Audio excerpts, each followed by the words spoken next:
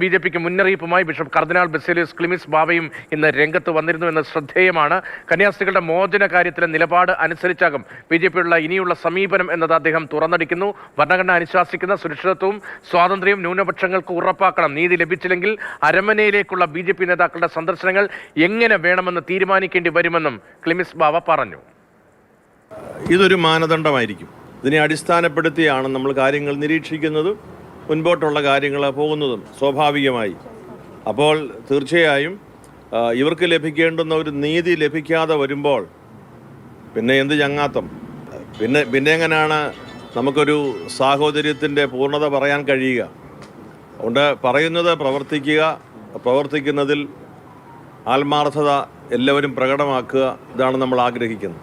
നമ്മുടെ ഏറ്റവും വലിയ കൺസേൺ ഈ സിസ്റ്റേഴ്സിന് നീതി ലഭിക്കണം.